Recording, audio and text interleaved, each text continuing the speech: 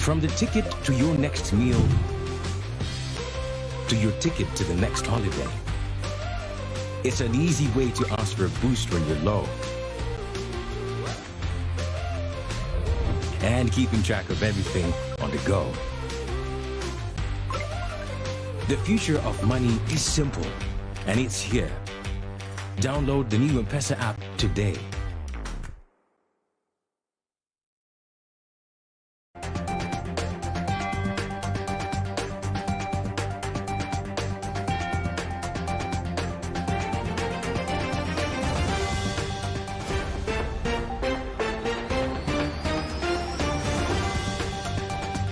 And you are just on time for trending news here at Lookup TV. Thank you for watching, and my name is Cecilia Lubanga. We have so much lined up for you in terms of local news and international news. But first, let us look at the highlights. The news headlines in association with Abby, your 24/7 digital personal banker. Another digital innovation that gets things done. That's Africanacity. That's ABSA. We will ensure the Big Four agenda is successful through the bottom-up economy model, says RUTO as he castigates Raila Odinga for disrupting the Jubilee government agenda. Harassed at home, Senate to summon DCI over allegations of Kenyans being harassed by their Chinese employers and illegal fishing activities in Kenya's territorial waters. Turn up and registers as voters because Raila will win.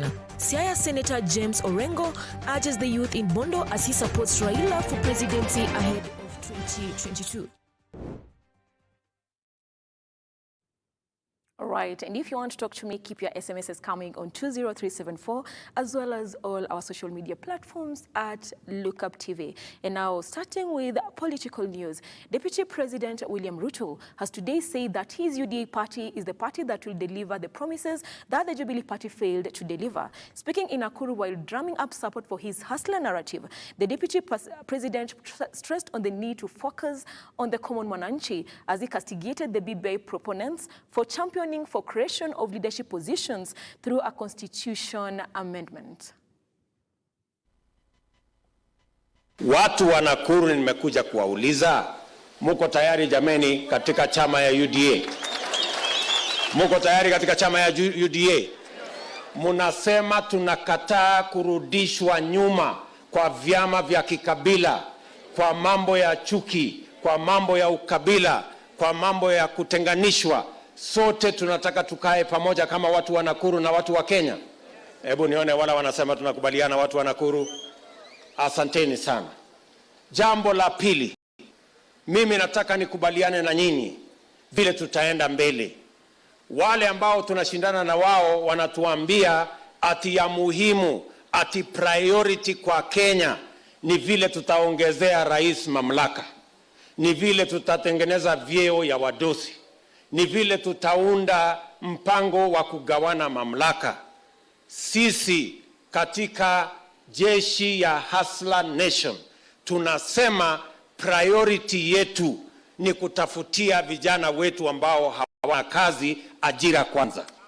Ni kusaidia wale biashara yao ni ndogo, kuanzia mama mboga na wale wengine, tuwatafutie mpango wa serikali ambayo itawasaidia wasipigwe na jua, wasipigwe na mvua, kuwe na sheria ya kulinda biashara yao, na tuwe na pesa ya serikali ambayo itawasaidia wasiumizwe na Shylock na wasiwekwe kwa CRB na mambo ya fuliza, wawe na pesa ya kufanya biashara yao. Tumesema agenda yetu, priority yetu ni kuhakikisha ya kwamba wakulima wengi wanaoteseka wapate mbegu, wapate mbolea, tuwatengenezee soko ya sawasawa ya mali yao na bidhaa zao, na tuhakikisha ya kwamba tumeondoa mabroka na wale makatel na wale mamonopoli, ndio wakulima wetu wapate haki yao wakiuza mazao yao, na tuhakikisha kwamba wako na soko ya sawasawa. Na wauliza watu wa Nakuru, tumesema tunaanza pale chini, ndio tunasema ni bottom up. kuanzia wale hawana kazi, wale biashara yao ni kidogo, wale wanahangaika wakulima. Tuanze na wao, kila mtu tuwapandishe ngazi ya maendeleo, biashara yao ipande ngazi hiyo. Watu wa Nakuru, 89 of the Constitution gives power to IEBC to delineate constituencies. If genuinely you wanted extra constituencies, you should have constituted IEBC in good time. You should have given them money to delineate the constituencies. We would have new constituencies in Kenya. This BBI project was a fraudulent, unconstitutional, null and void program. It doesn't deserve any mention in the Republic of Kenya. Nyinyi mnanisikia? Wacha tuwaeleze hawa wakora ndio wawachane na sisi, kwa sababu wanatusumbua na fitina ya bure.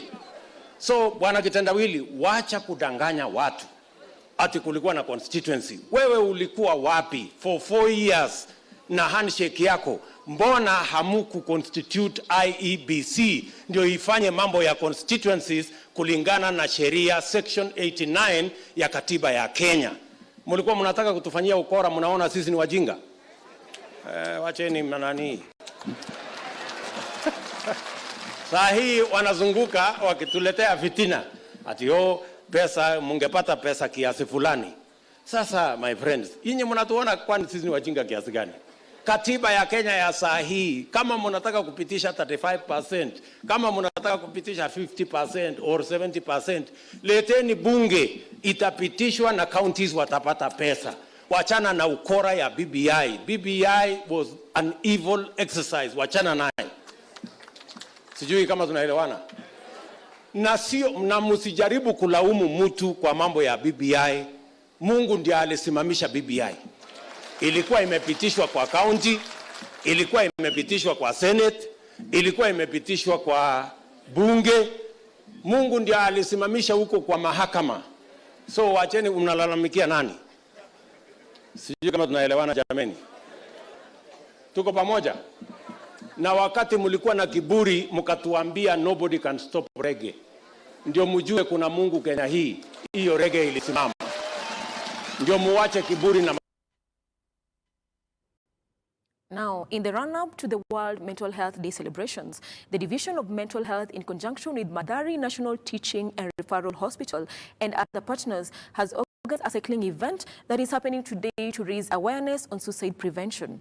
According to the Kenya Police reports, almost 500 people are reported to have killed themselves in the 3 months to June this year, more than the whole of 2020. We spoke to Anthony Njega, a counseling psychologist, on the state of mental health awareness in the country and the suicide cases.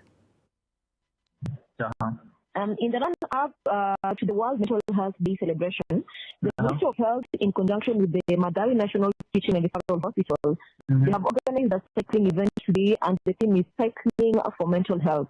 Yeah. Where are we as a country when it comes to the state of mental health today? Well, I say, as a country, issues to do with mental health are not talked about. And currently, we are having this pandemic, the COVID-19 pandemic. And a lot of people maybe they are going through a lot of issues at this particular moment.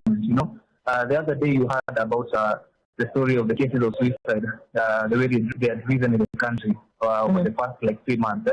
There are over 400 cases of suicide, and suicide is a mental health issue which is caused by depression. Understand? Yes. Yes. So as a country, what I can say is we are not yet there because people lack those. I can say also the counselors, the psychologists. They should step up and not wait for people to come to them and talk to them about certain issues like that. They should also put themselves out there and tell people about these issues and how they are affecting our lives today. And these times of COVID-19 pandemic. Okay. Yes. Now, Anthony, I believe I'm speaking to a mental health doctor. Yeah. And I just wanted to know, you as a doctor, what have been your major milestones when it comes to trying to curb the situation of poor mental health in the country? What I can say is there's an initiative I run at Anthony. I've been going to various institutions, various schools, various universities and colleges with these initiatives that I have to talk about these issues. I've also done media tours on certain stations, even Look Up TV. I was there some other time, 2 times I've been there. So these issues I've been going out there and talking to people about it. Because what I can say is, currently, a lot of young people are really suffering mental health. And these young people, they lack, I can see even the men, men, the society has put men to be those people, they don't share the issues out to people. So I can say a high percentage of men in this society don't speak out when they have an issue. Yes, ladies speak out these issues, but I can say men are the ones who hold back their issues. So in the schools that have been into the institutions and universities and high schools, I've been able to address these issues and tell them that this issue is really happening, and that people should not take being stressed for granted, because stress can really pile up and cause depression, and depression is what causes suicide. Understand? So I have been going to various schools, various institutions, various places to talk about these issues, and even on my social media platform, I've been able to tell people about such issues, because people should know. Because there are people who don't know whether they are undergoing a mental health state, or they might be thinking that's a normal thing to be undergoing. People take stress to be just something very, very little. Because when stress and become kawaida, but stress, too much of stress, what causes depression. And when you're depressed, it can lead to various things, like even drug and substance abuse, suicide, physical harm. You understand? Yeah. Yes. Okay. That's information. Now, you said, and it's true, we have a rise in suicide cases in the country, especially with COVID-19. What are some of the alternatives and basic ways you can advise a common citizen to apply in dealing with poor mental health amid this pandemic? What I can say is if, let's say, for example, there is a citizen who's listening to this right now, what I can tell that person, probably he or she is undergoing a mental health state, and maybe he or she doesn't know. We all have this local hospital, local clinics, local hospitals, and these doctors, trust me, not all doctors, yes, they're not all doctors who know about mental health, but let's say like 50% or 40% of some doctors know that whatever you might be going through is a mental health issue. And the ones, let's say, for example, it's a clinic, maybe in your area, in your local area, and you're wondering, maybe I have an issue and I don't know who I can talk to. You can go to the local clinic or the local hospital in your area, and maybe book an appointment with the doctor, and you can meet him and meet her and tell the doctor that I may be undergoing a certain issue, and I don't know what this issue is. So can you help me maybe understand what I'm going through? And maybe the doctor doesn't know about that issue. The doctor will definitely refer you to a psychologist or a psychiatrist, because mental health state, a psychologist, not only a psychologist or a counselor can deal with a mental health state. We have a psychiatrist. Psychiatrists are the people who deal with the mental state all around the mental stability and everything. A psychologist and a counselor, what we do is we tell you the ways in which you can maybe unaweza jiondoa kidogo, ama kuna options in which can help you to try and sort such mental health state that you're in. So yes, that's what I can say. Okay. Now, Anthony, what are some of the, let's say, the early signs of poor mental health? Because I could be suffering from poor mental health, but I have no idea that's the case. Maybe I'm assuming it's something else. So what are some of these basic signs or the first signs of poor mental health? Number one, what I said, I mentioned that stress. Too much stress. When you stress, most people probably think stress is just a normal thing. Maybe you talk about a job, like you stress my employee, or maybe somebody has spoiled your day and you're stressed. Maybe it's something that you wanted to go in the right way and I end up doing. So stress can be a startup sign that you might be undergoing a mental health, because if you don't deal with the stress as soon as possible, it can pile up what we call depression. When you're depressed, a person is depressed, you can engage him or herself in activity that he or she was doing before. Let's say you're a person of you are going to work at 8 a.m. in the morning, you start coming to work at 9 or 10 a.m. Maybe somebody else may be thinking maybe it's a normal thing, but consistently, you've been going early, you've been an early riser, but now you started coming to work late.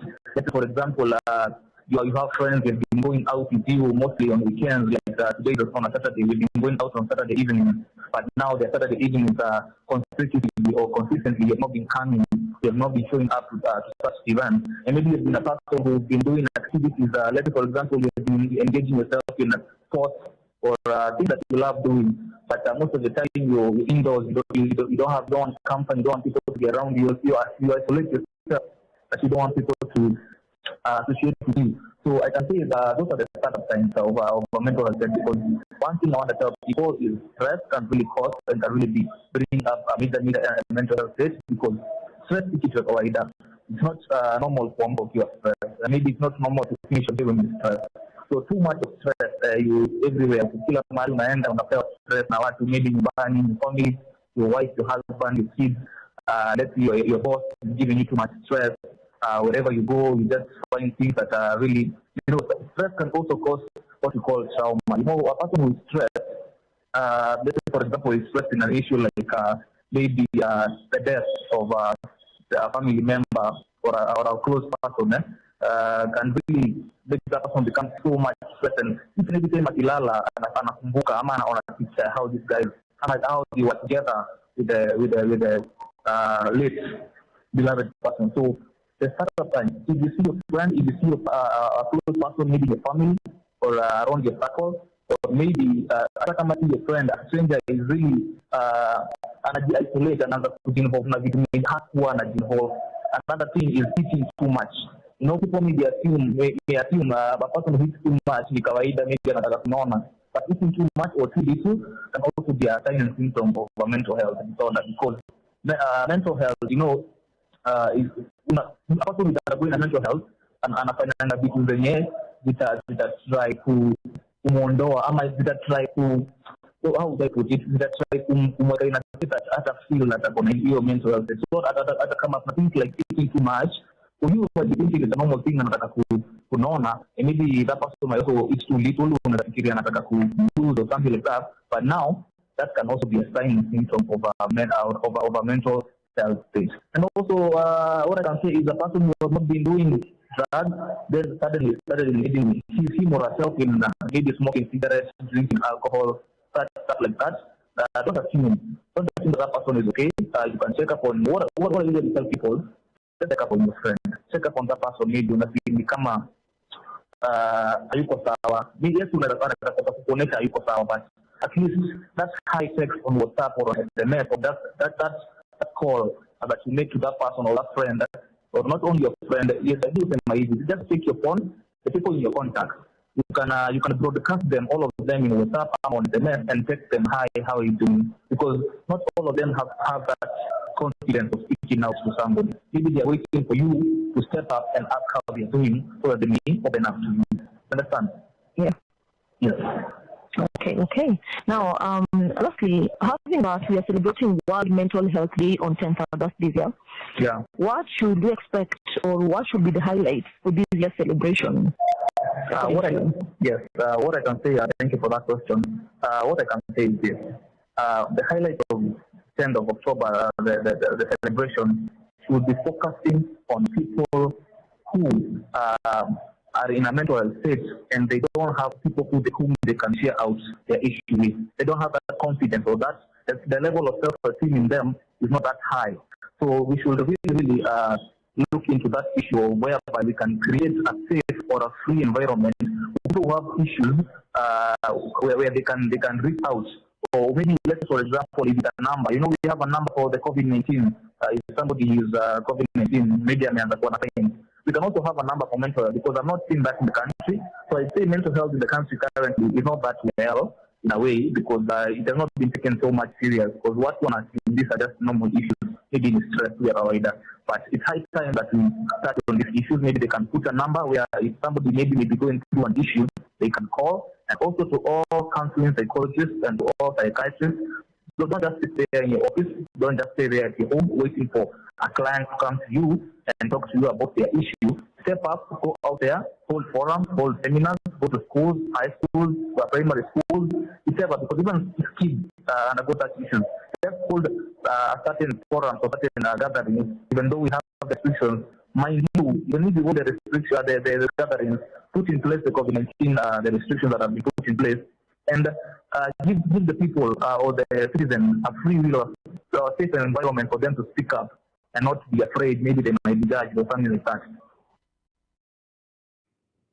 Indeed, and that has been Anthony Njenga, who has clearly highlighted the basics of how to curb poor mental health today as an individual, wherever you are.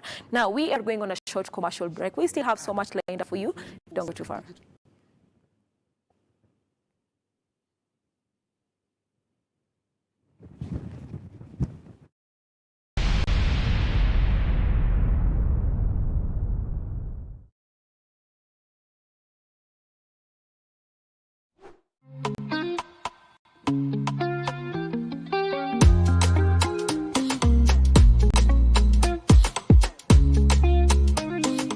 The future of money is simple, like unlocking possibilities with a smile and having the world in the palm of your hand.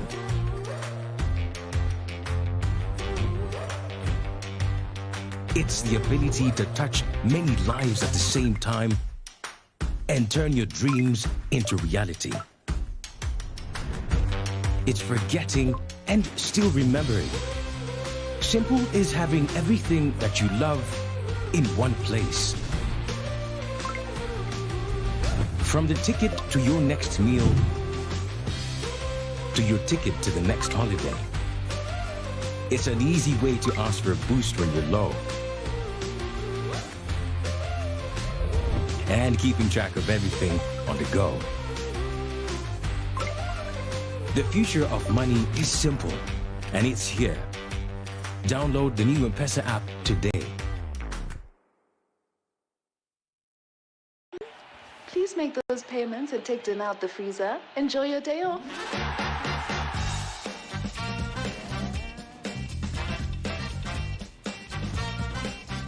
Hey. How was your day? Great. Did you pay the bills? Abby did it. And the plumber? Abby did it. Send money to your mom? Abby did it. Who's Abby? Bank on WhatsApp with Abby, your 24/7 digital personal banker. Another digital innovation that gets things done. That's Africanacity. That's ABSA. Did you take dinner out the freezer? Welcome to Look Up Guest House Retreat and Prayer Center. When you first come in, we will be happy to receive you at our reception, then proceed to our cozy and well-equipped accommodation facilities. We aim to provide our guests with a unique, comfortable, and worthwhile experience. Here at Look Up Guest House, we provide our guests with a continuous supply of room amenities.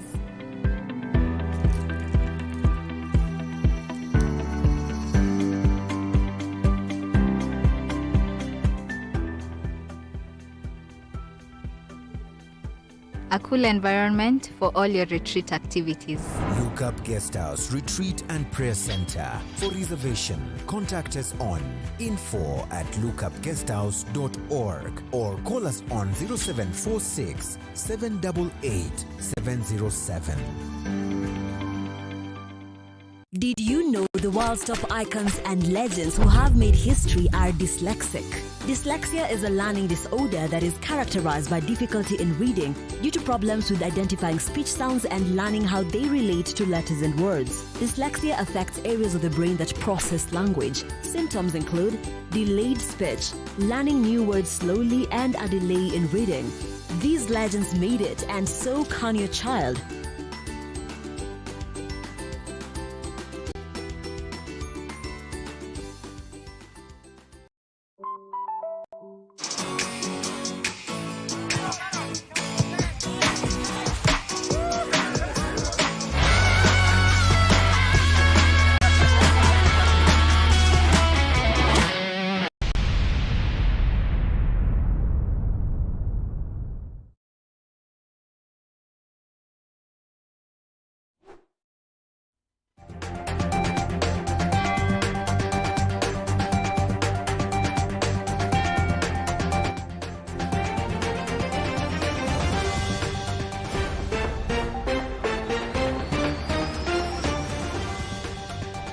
Welcome back. Hope you are enjoying your weekend just as I am. And thank you for taking your time to watch Look Up TV. This is still trending news, and you can still keep in touch with me by keeping SMSs coming on 20374, as well as all our social media platforms. Now, Kenya, Uganda, Tanzania, and Ethiopia have agreed to roll out cross-border COVID-19 vaccinations. This was agreed upon following bilateral meetings held between the countries as the region seeks to enhance vaccination as a key to intervene in the pandemic response.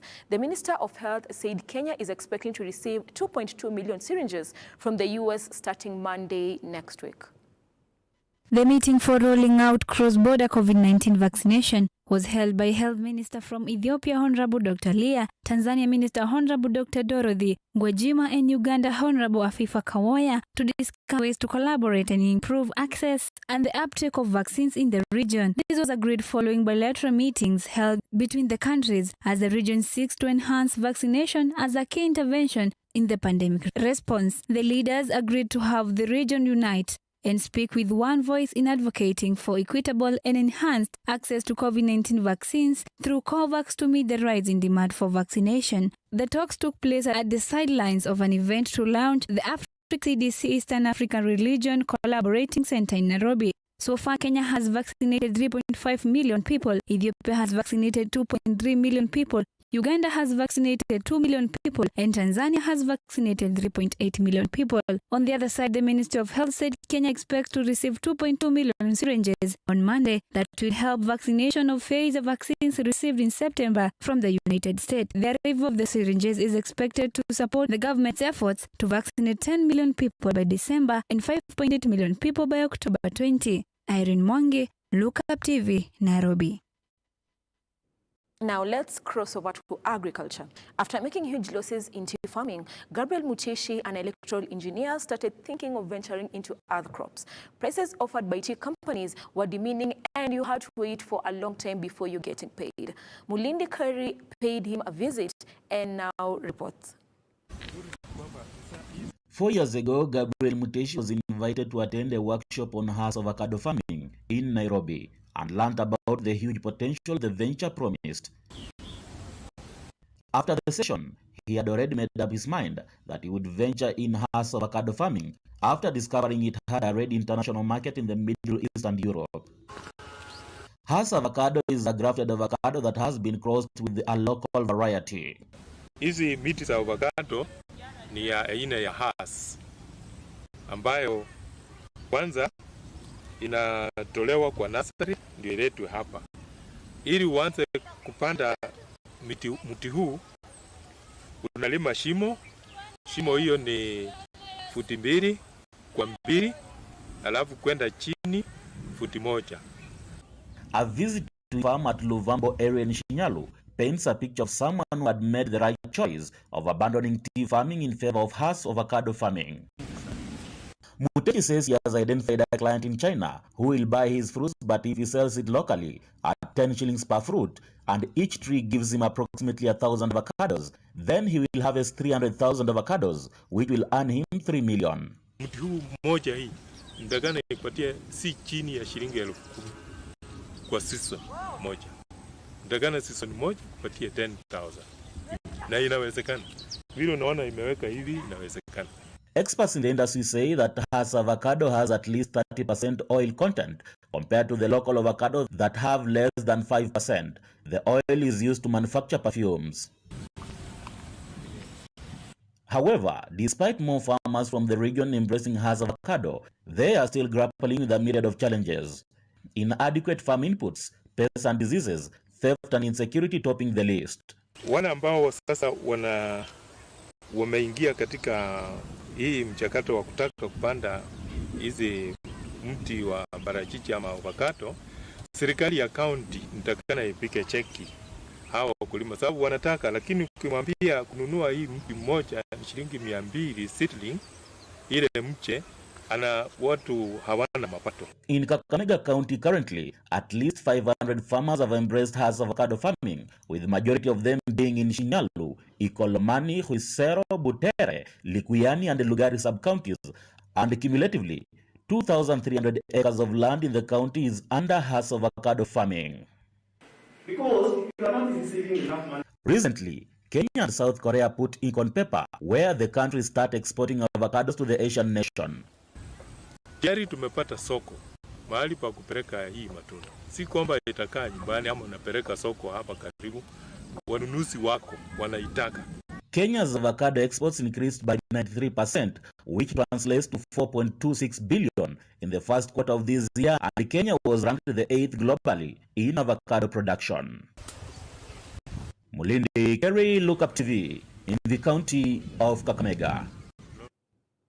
Thank you, Mulindi, for that report. After all, there are still sectors that are lucrative when it comes to investing economic-wise.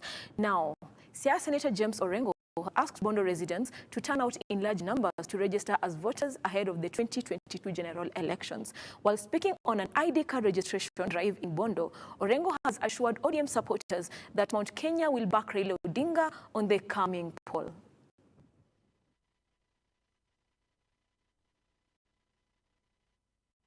While speaking at identification card registration drive, Siaya Senator James Orengo has asked Bondo youth to register as voters to assure additional votes in Raila Odinga's vote basket comes 2022 general election.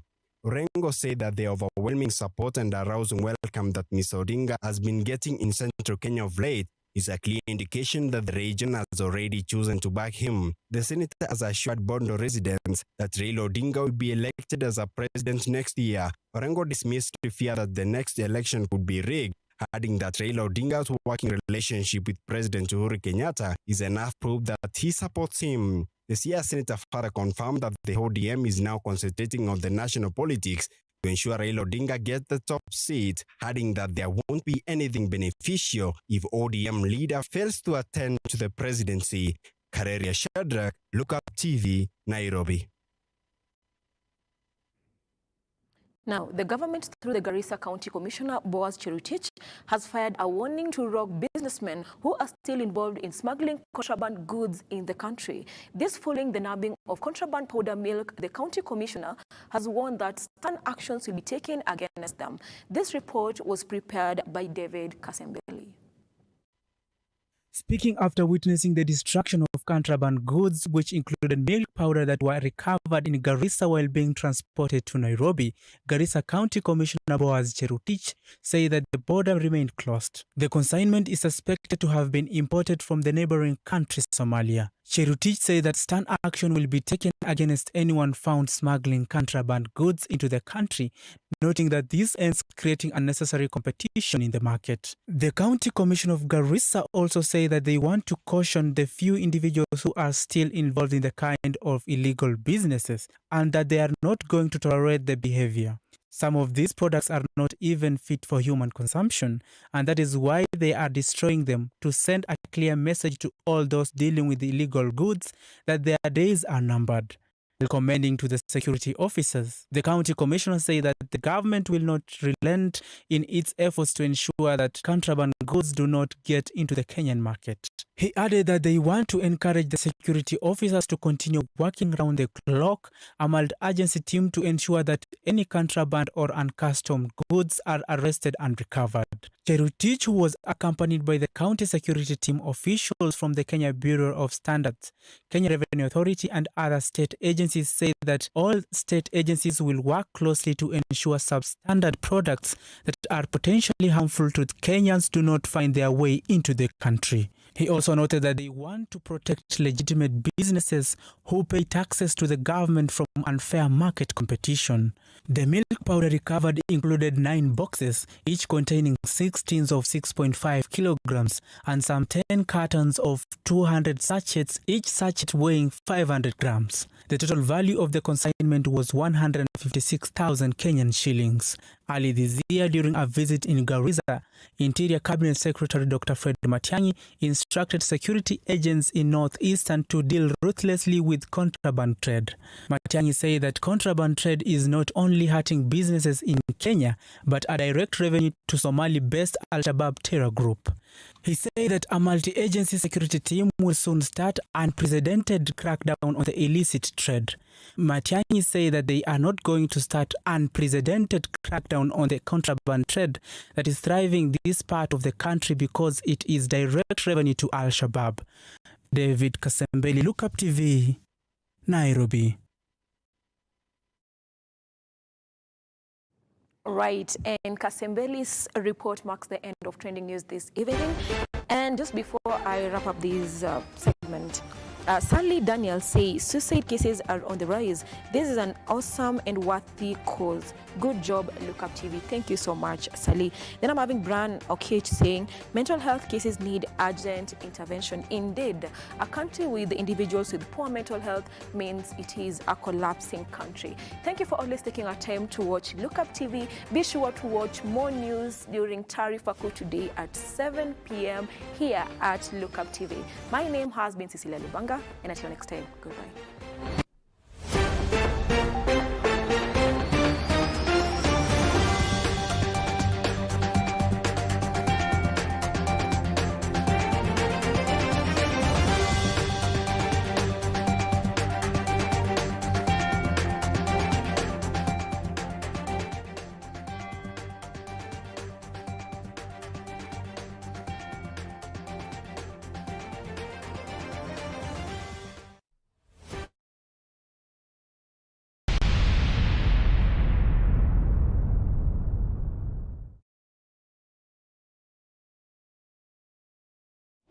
The future of money is simple, like unlocking possibilities with a smile. And having the world in the palm of your hand.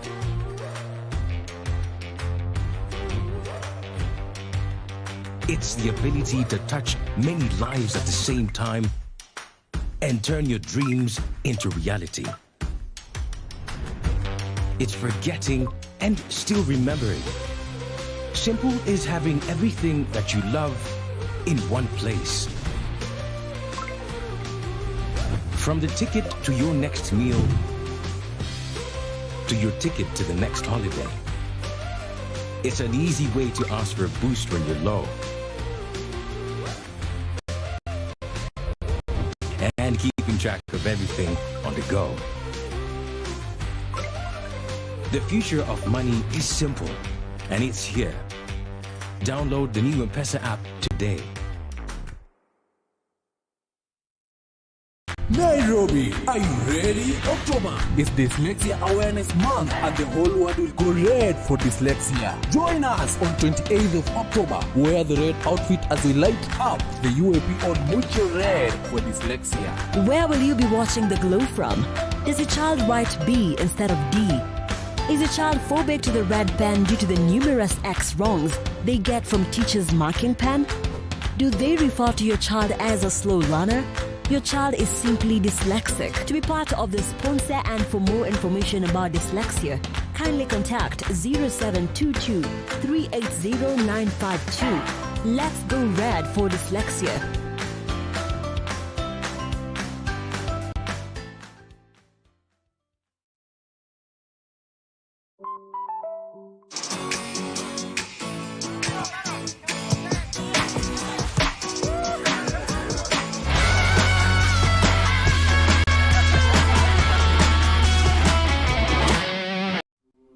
Welcome to Look Up Guest House, Retreat and Prayer Center. When you first come in, we will be happy to receive you at our reception, then proceed to our cozy and well-equipped accommodation facilities.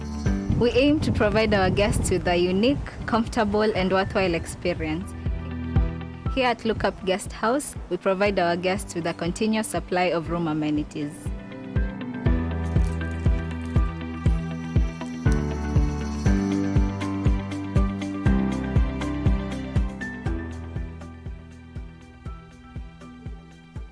A cool environment for all your retreat activities.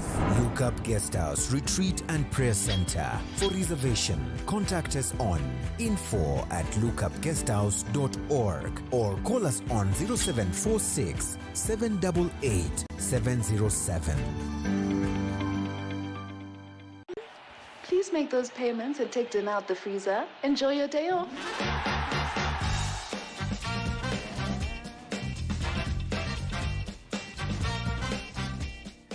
How was your day? Great. Did you pay the bills? Abby did it. And the plumber? Abby did it. Send money to your mom? Abby did it. Who's Abby? Bank on WhatsApp with Abby, your 24/7 digital personal banker. Another digital innovation that gets things done. That's Africanacity. That's ABSA. Did you take dinner out the freezer?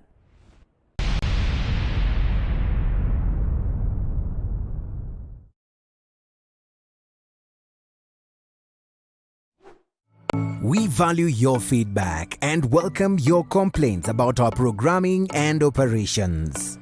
Feel free to get in touch with us through 0700 893 542 or send us an email to views@look-up.tv. We can't wait to hear from you.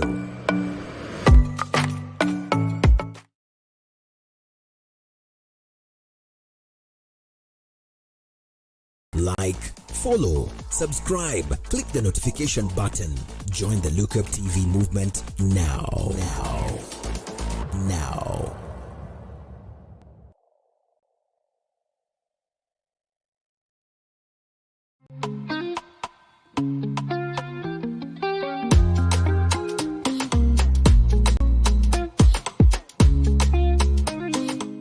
The following program is rated PG. Parental guidance is recommended.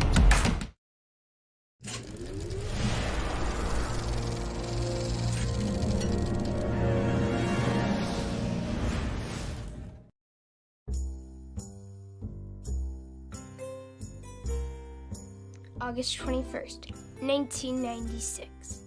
His name is Cecil Stevens. Yeah, that's him. He likes basketball, Ninja Turtles, creepy crawlers, and this whole thing is kind of about him.